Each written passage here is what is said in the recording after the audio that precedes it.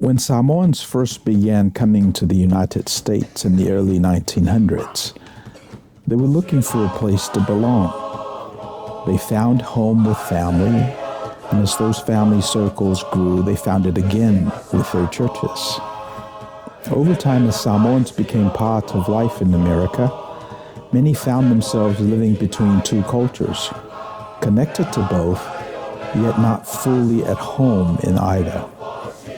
This place, Manuia, offers a place to land, a place to breathe, and a place to belong. Second Samoa is your home away from home. Toi loai mawai nai tau sanga stele. Dan tulai o tele ale havole. Mele mnatu mamafa ia ale o tele ale se sengau. Tangata maomea tangata mativa.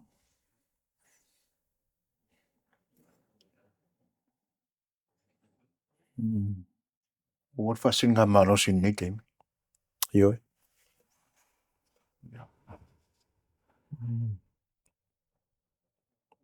Only ramata upua manatu e langa fo ia. Ia langona fo ima. Siakia atune ia le.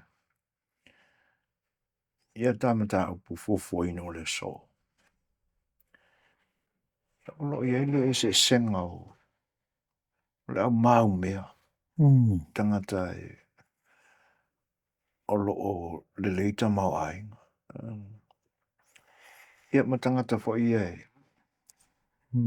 Leongolu. Te le o. Le leia, le I o le mauma. Ia po se upu e pe ona masani ai o. Le au matitiva. Ia e. Kaku ola mai ama soi fua mai o. Pe o oitu a inga ia e. Tangata. E ia ila tau e. E ua mei. Ia. Mai ila tau fu i pe i mase se e ai mei. Ai ona langona la misi pouena. O lea se mafua anga ya le ona tupule. E whaafewhia ona maomea le tangata maomea. Ai mativa le tangata mativa. Ioi. Awai e le ngā ngasami. Ioi. A pola foi se. Le ngaro o lau songole. Yo e. Pe mo tātou ai e Samoa, mana ia le amata ina tātou te iloa. Yo na mwhaila i ona extrapolate ne tunu. Wai, o lau la o lai le motu ma va ai mea na o wola mai ai. Pe e le i manino le ese senga o tangata na.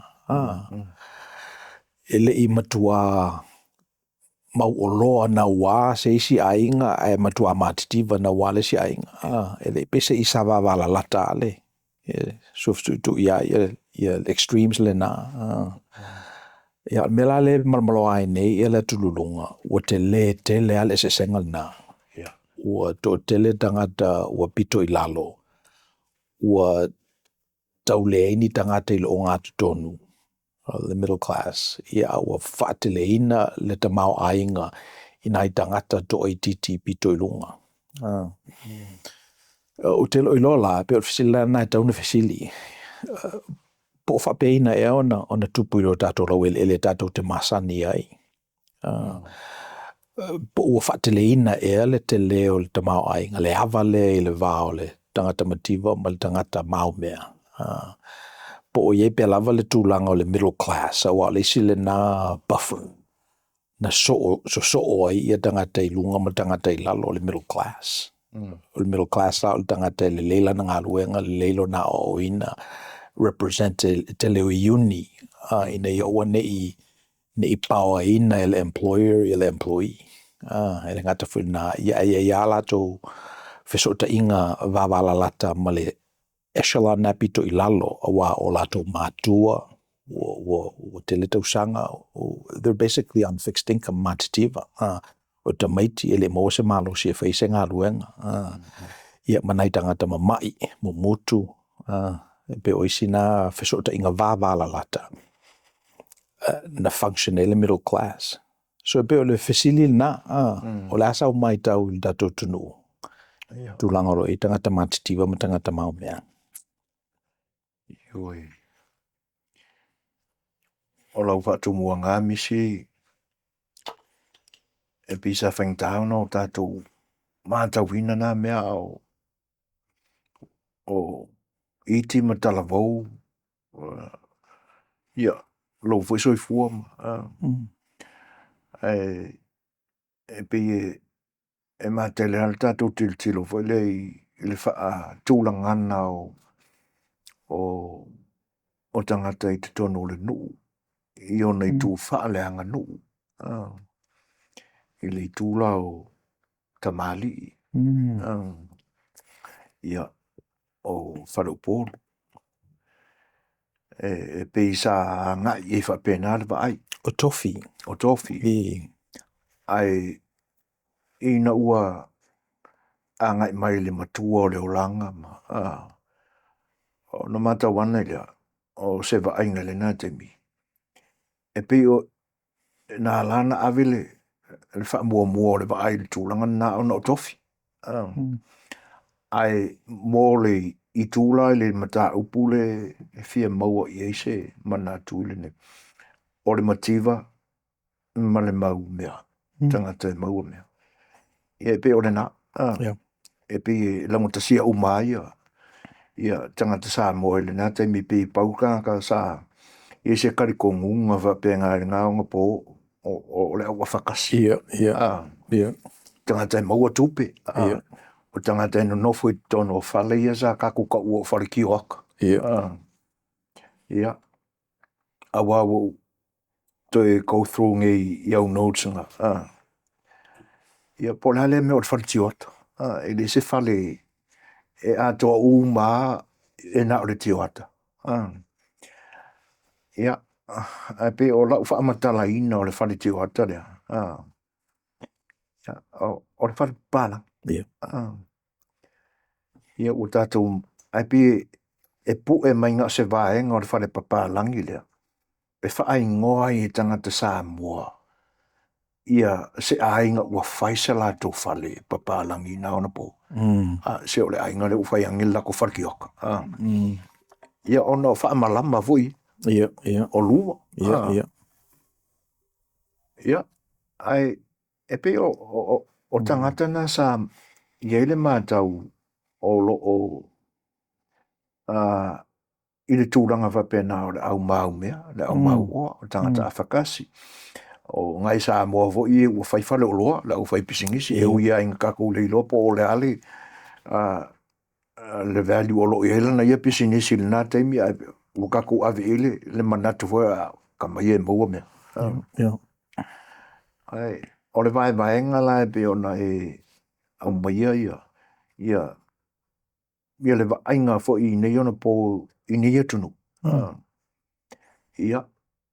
O se whangongo, se whangongo tangi au leo maalie le whaalongo longo le au le lava le ilote le mea lena. Wow, le wai au mai ane o le au middle classes. Ia matangata e laloane ma le au mau mea I ruma. Le vaenga la le Samoa le Samoa. E ngā ore mi leo ngea, pi leo ngea, ma ki waru. E le inga ka middle class fo e pe ina le lua I tu ai ngā tangata le. Ia. Le wei nei. Le iei nei. I le mga kuara ngā ona o le I lava o me whainga luenga sa awa o inai. Ia atonu fo e au ngā ia le ta whaasoa le mata upulea. Ia. E a vese fe au ole.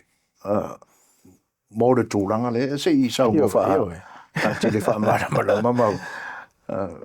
Io e. Ua pese i ole. Ia soa la o lewa. O le malosi ai e whaputua i o loa. A malosi a lau pelu e te ola. Whamurianga lena ave a e sau. E te ola i lau pelu. Ia soa la o lewa. E na alu o ruala ia a matarona whaatoa lau ele ele. E whaia ia whaatoanga. E na whaperola ia o leila o le tangata e tele lona lau ele ele. O le tangata le na e maomea. So, ia na alu rafa pena ia te ua whaitofi. Le ia nei tātou.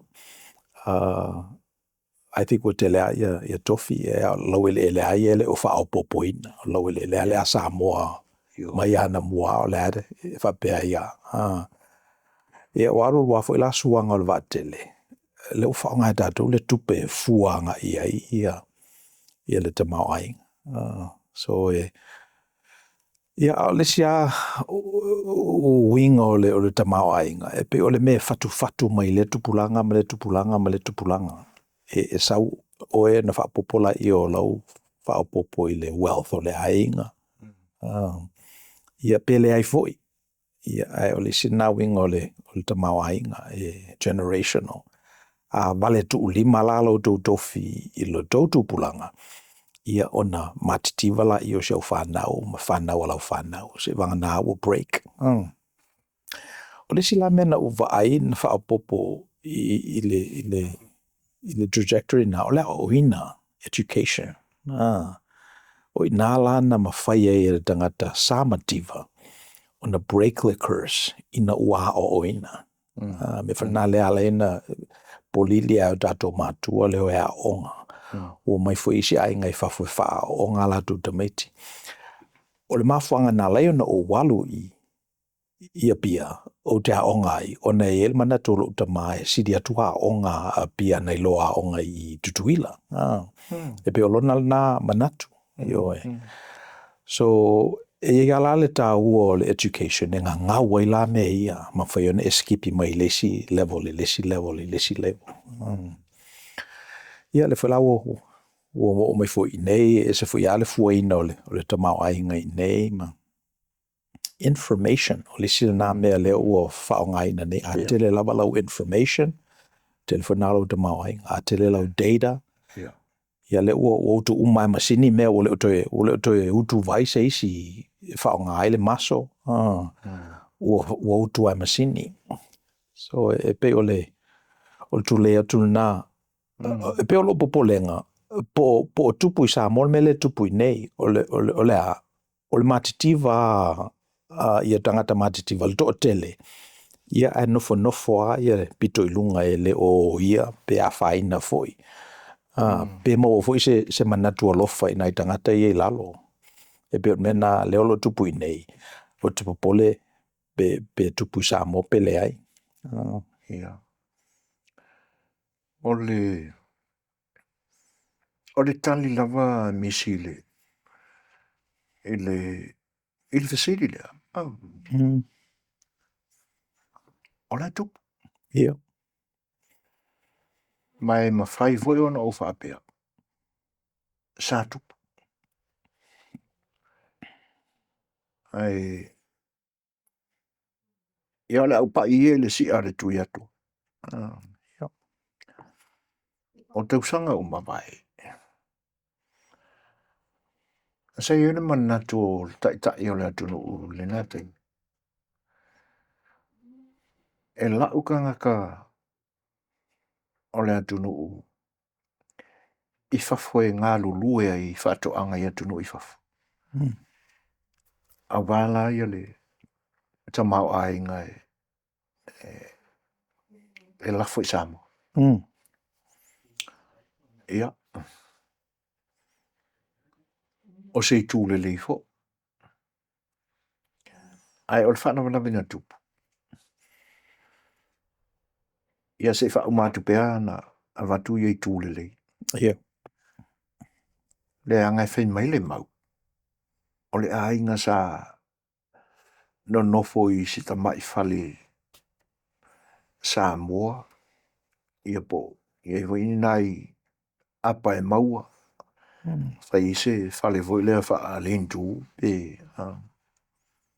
Ai ina ua au sia la ia wanoa e malanga I whafo. Ia ua kele le swingo o whale no nofo. Ia. Mautu whale pala. Ia.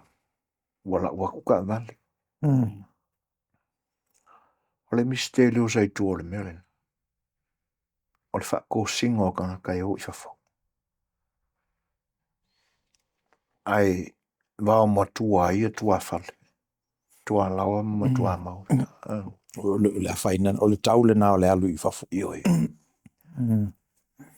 Ona ia le mai leisa mafua ile mele. Ua te mantua whasa ta pa ia leisa ta porkalame. Ua tilo mai le Asian Development Bank. Ua o Samoa I le level pasene le te mwhaiuna kalia sa lakolo. Ia. O popo fau le tula I mai o tuila epai te tai o le malo. So it was in danger of becoming not a developing nation, but a developed nation. Oh, okay. Popolenga nai. O le winga lena. Okay. Ma fuenga la uia. O nai wai eile au tasinga. E te tauna whai se awala e mawhai e ona toi wha aunin tupe. Iam kau apply lo o le Torrance Law I le mele. Keis lea Samoa mo le ADP. Ia. O le mele nan tupu misi. E le ngatala ua sawa o le whaingo whale. Ua ka valea. Antangata I o e ngalului. Ai ngau ia I lole. Ua na o le nofo ala o tangata I Samoa. Ma whaatali le lua tō le tupe. E le ngatala o tangata I le RSE workers. Ia au kama whangau diaspora. Ia.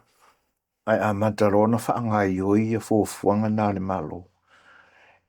Lena tau mawhai ele ave. E a whai e karinti e ilo. Ia, o le alofa o le atuana le tupu o inanda.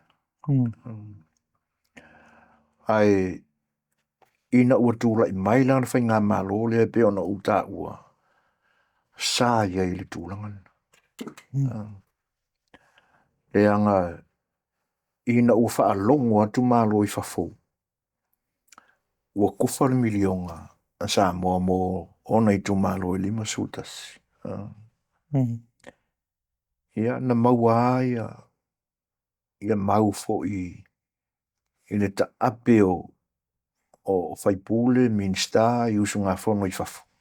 E mese ia whaatasinga le United Nations. Ia o tu fesil. Pe whape ion whai e Samoa le mele. Le voilana mafua e o na el fesili le po whema I le tupele. O le tūrangala. O le wa amata o na toe la langa I lunga e tai o le malo I le temile ne. Ia le toe wha fo I o Samoa I lona wha vai na whai e le atua. I le ingi au le mau e ko wakungu. Le ingi apa me mea po angi. O apa me mea ma aulo o me tu I laro le parapala e koe lia I lunga e ai. Ta winga la natala. Koe fo I whainga ngā lue. Ngā ngaure pao. Na a matala. E iwai ngā tupe ua loa tausanga mesi o wha amatu I lau whai wha ato anga. Ta iono se lau wafe I le tausanga. Ai sa whaila sa whaila porkalame le ofisa o wha ato anga o tau wanga a le ofisa o wha ako anga I ele ngata o fu o wha ele leanga. I mea tuto. A o lafu manu vo. Ia. O ngā whaile pe e wha tau wā. Wala au ka whai whako. Ia o mai de skala po au mea la a mai le. I tau wanga. E le o whai whato anga o mona tunu. O nā o se vai. O poru ma sa vai. Ai alu e le ono se ala wafi. Ia o le fesiri. Ngā wha o ngā uma ma le tatau lea tupetele e whai mea. Ia. Lea la ua o tulola le whai ngā malo fau. A makalonga le koe whai al pumo mo o lea na o pia i uporu. Masale longa i sa vai. Au a makalonga ku whai. I tu malo. I tu malo. Na whai ane o le urua i talo. Talo mua. Ia o suile ingo o lea wha o le. O wheeling o whaura wa se o man ntua ne se teimi. Ai o mai whaatasia. Ia nuu o le tu malo. A to whae la tu se malai o le tu malo e tele. E whaali umai e lan tu whatoanga. A o le awanong le nā ua tuui i lau whai pisinisi fo e la ua i al kalo i whafo. E o mai umai i e whaakau e mea ia. E le nā o le whaali la. Ai whaatau wai. Mai e instead o i le magiki. E pēla o vaenga nā urua i se lenga. Le ngofou nā laua. Ua sui e le talo mua. Le ala e whaau au. A o le ono se lau wafele nā. Ia a whaile le urua i se lenga sa whaka. Ia ave ila tu sfuru wafe. Pēlu sfuru wafe. Se ia so o lava i tu malo i e 5 sokasi. Ia ona o mai leo le nātu petele nā. Whaatasi ai la male polo keti leo le miliona dala. Ua iai lo nā fua o ngā tele. Ele ngata o le lau ele. Ile toi whaafo i o le soi fua ngā lului o tangata ngā ngau le vau. Ia a o e fo i o la lātou malosi ma le silafia o le ngātai whale. Whaatasi ai la ma le wha o ngā ino o tamaiti. Ioi. Ele ngaka i a o ngā la Haiti se i taua i university. Ia ua o ngā wha i ngai whaifi au. Oa? Ua kokonge o la kopili. Neila le tupele sa tufa muli nei a whaasoa. O tō enga o le o poro keti i le paia inga taruai. E ta apele le palimeni. E mantua voi len koe whaakopele sina le election voi. O to toe le tasile miliona malu se lau wafea a le tu malo. Ia, o le mea la, e lo koe uma, e lo toe mamau ni masina o na umalea o le talo le tupe lua fe lua lima lua fe lua ono. A le koe le kupe lea. Ia, tūla i mailona le whainga malo a seali o la auli.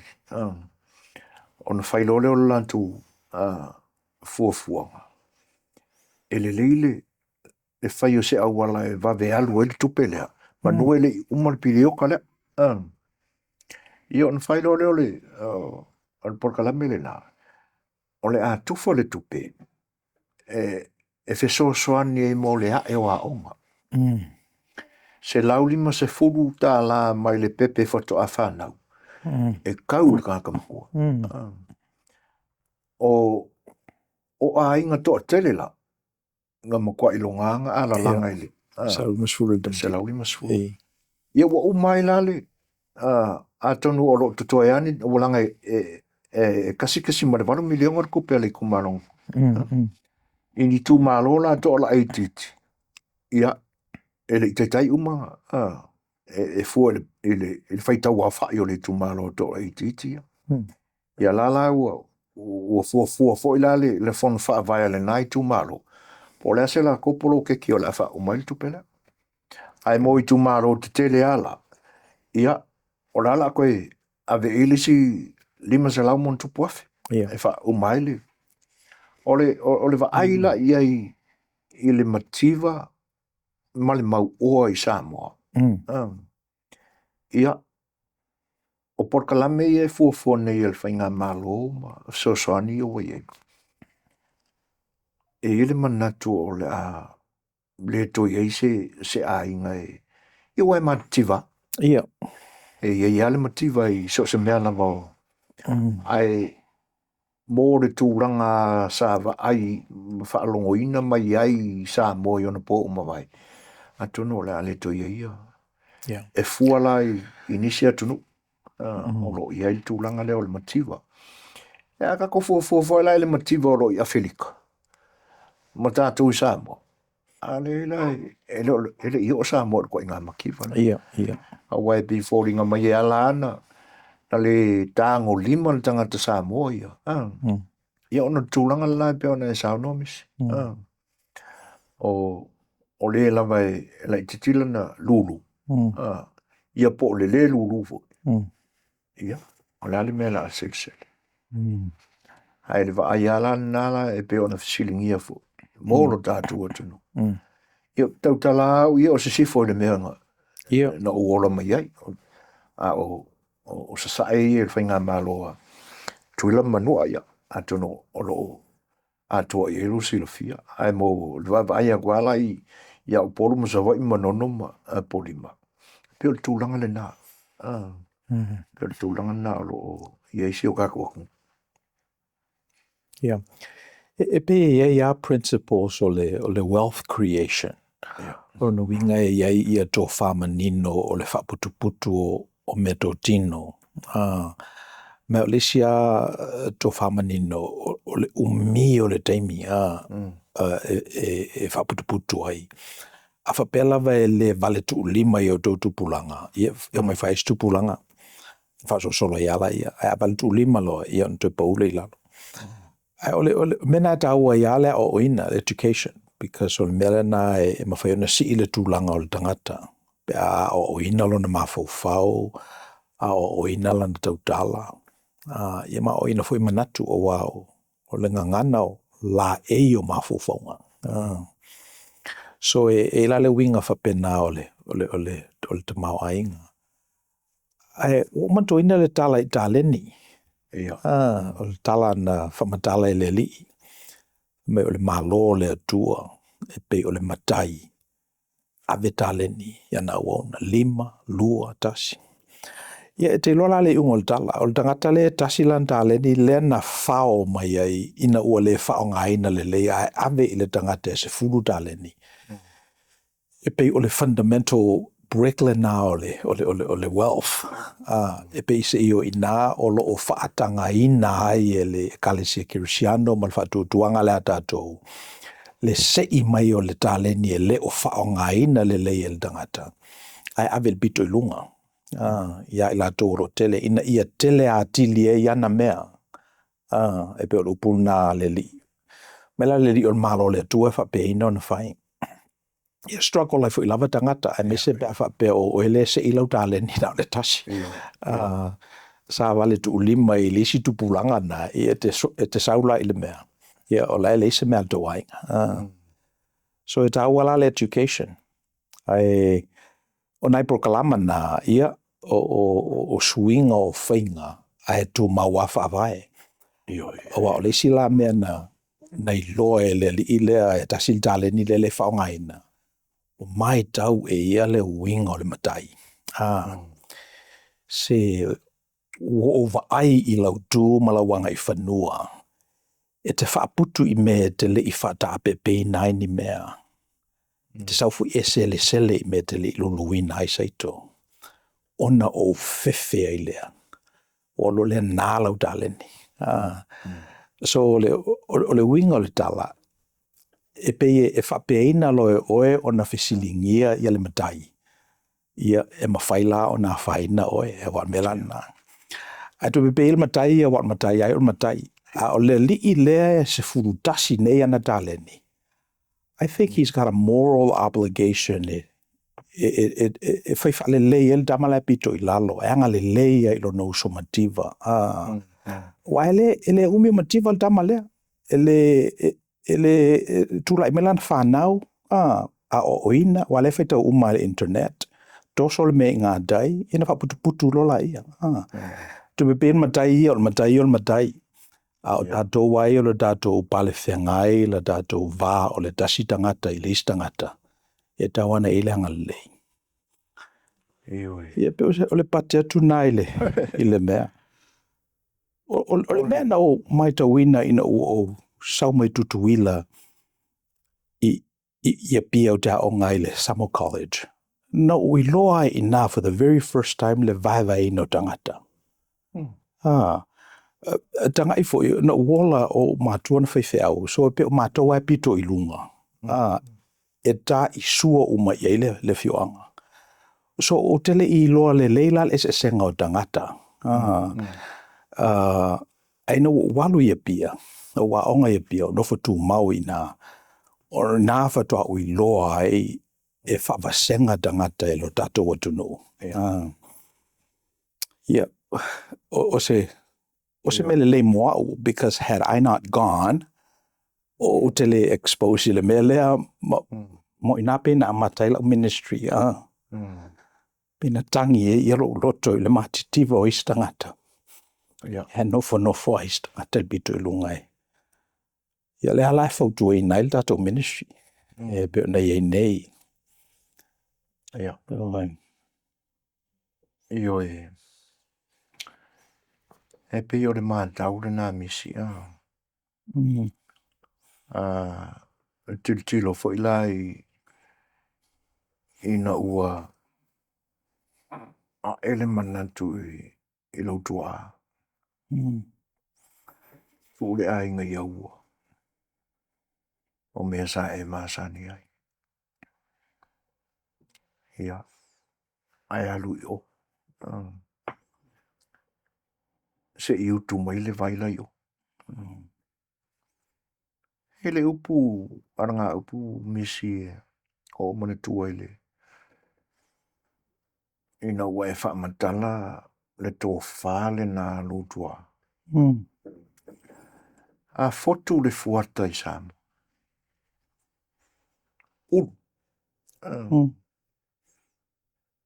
Ia. E longo fia ele au mātutua. Ua pā ie le au tautua e o e kori mai uru la iuta. Le anga ie le se senga o le a ano le ulu e ola i le vao. Ma le a ano le ulu e ola i au kawhaole. O le tūnoa. Ia. Ana whaapea loleo le upu. Mua i toli mai le ulu tau mama. E lua la ia. Ia mena i tono la ngā upule. He le ngata i le lei le tau mafu. A o le tū lona lua. Me mon muli le na.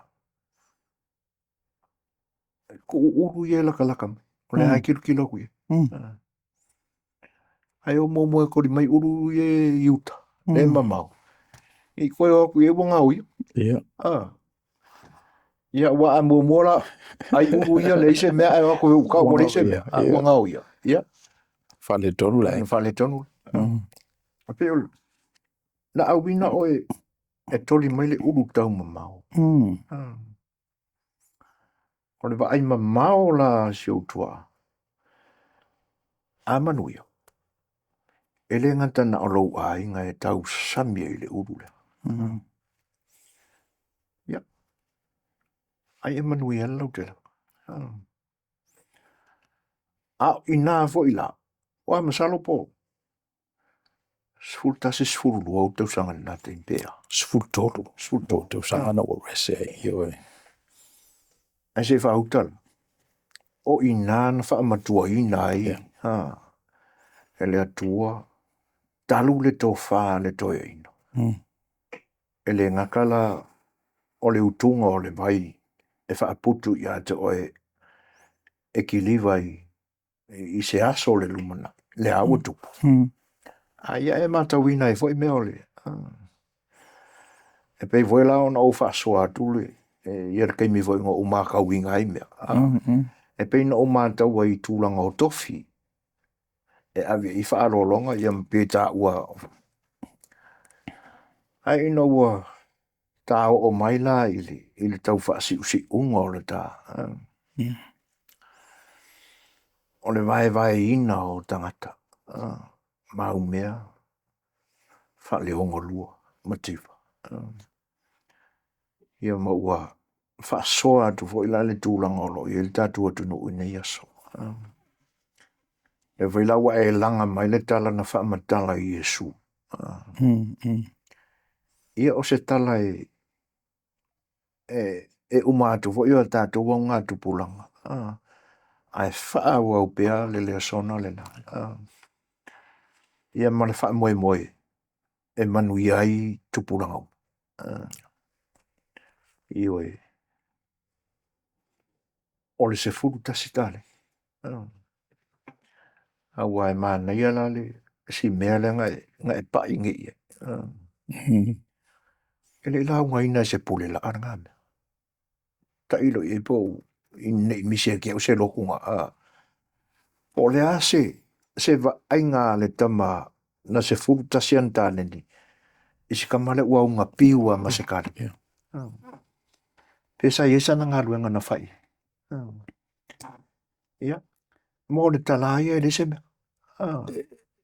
Ai bi o mai whauwhaunga e ka kaunga whawhaku ia. E te tau na whai. Te tau na whai. O le mena e mo tātou e le tunu ule nei, le o te le se sengo le ranga nais futasi tale ni ma le leo stale ni. O le atu le universal basic income.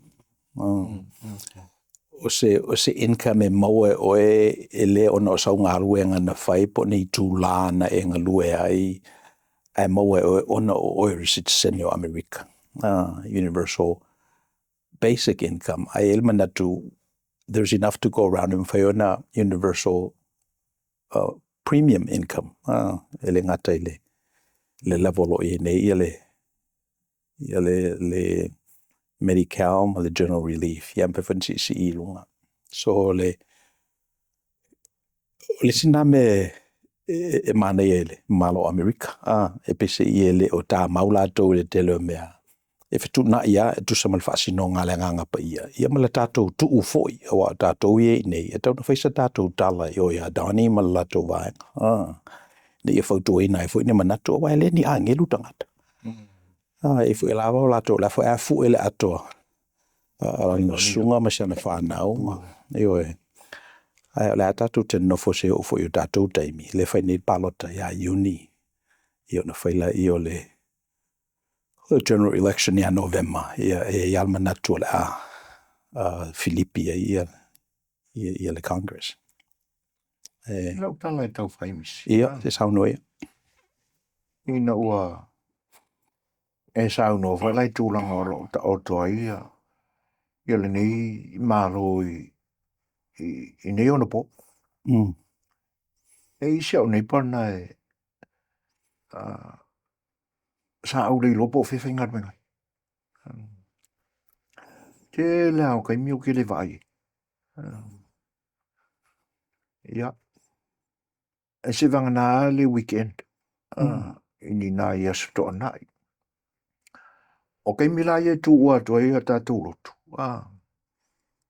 O le singa kai miu ke vai. Ia.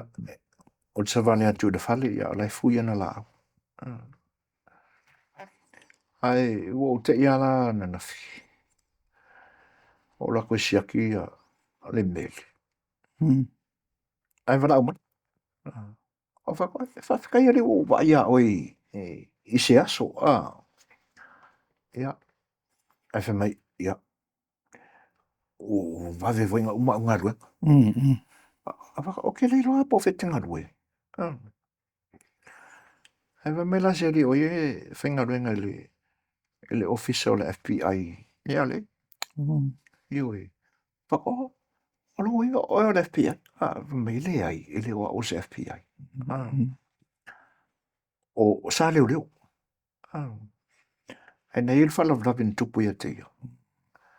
Ai e akala se li mai masalo anga o le la veru i le menan tupu. Ia masalo po ia o komisinga ngi kai. Ia.